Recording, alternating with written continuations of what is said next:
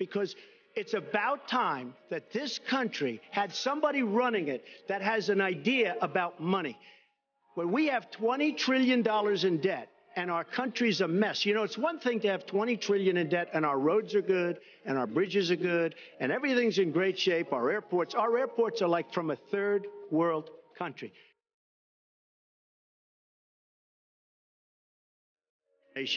And we have a country that needs new roads, new tunnels, new bridges, new airports, new schools, new hospitals.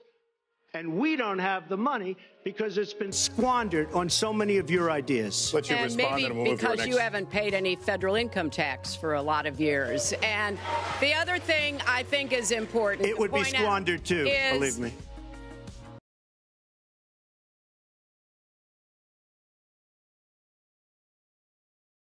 1,000 people in Chicago have been killed. We have to bring back law and order. Now, whether or not in a place like Chicago you do stop and frisk, which worked very well, Mayor Giuliani is here, it worked very well in New York, it brought the crime rate way down.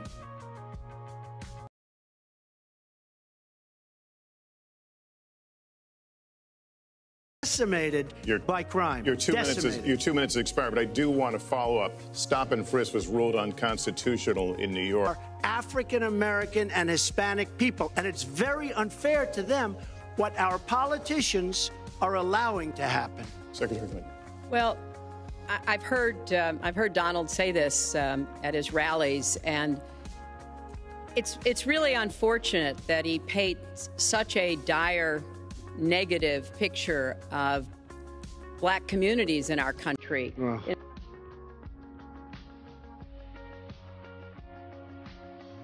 Having given lots of thought to NATO, but two things. Number one, the 28 countries of NATO, many of them aren't paying their fair share. Number two, and that bothers me because we should be we're defending them and they should at least be paying us what they're supposed to be paying by treaty and contract. And number two, I said, and very strongly, NATO could be obsolete because, and I was very strong on this, and it was actually covered very accurately in the New York Times, which is unusual.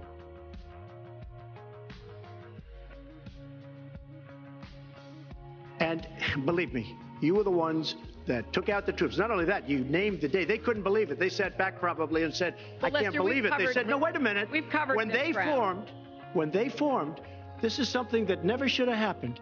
It should have never happened. Now, you're talking about taking out ISIS, but you were there and you were Secretary of State when it was a little infant. Now it's in over 30 countries. And you're going to stop them? I don't think so. Mr. Trump, a lot of these are judgment questions. You had supported the war in Iraq before the invasion. What makes your judgment? I did not support the war in Iraq. 2002. That is a mainstream media nonsense put out by her because she, frankly, I think the best person in her campaign is mainstream media. My question is, since you would you like to hear? Why is your the war. Wait a minute. I was against the war in Iraq, just so you put it out. The record shows otherwise. The record does not show that. Why is your judgment? The record shows that I'm right. And Sean Hannity said, and he called me the other day, and I spoke to him about it. He said you were totally against the war because he was for the war. Why is your judgment better than? And that was before the war started. Sean Hannity said very strongly to me and other people, he's willing to say, but nobody wants to call him, I was against the war. He said, you used to have fights with me because Sean was in favor of the war.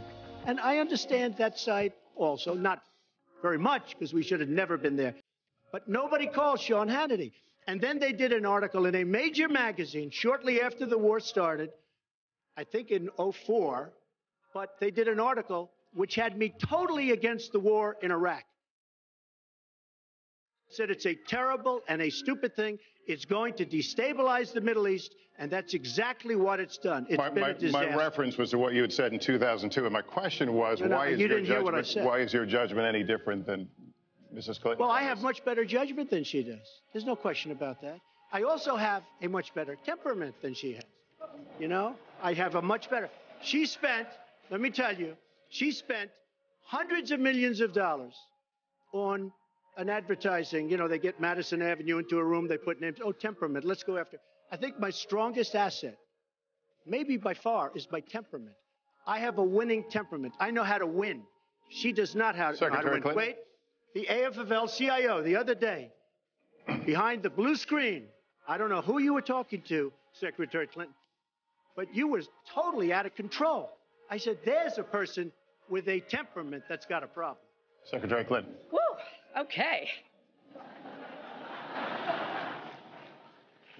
Let's talk about two important issues that were briefly mentioned by Donald. First, NATO. You know, NATO as a military alliance has something called Article 5, and basically it says this: an attack on one is an attack on all. And do you know the only time it's ever been invoked? After 9/11.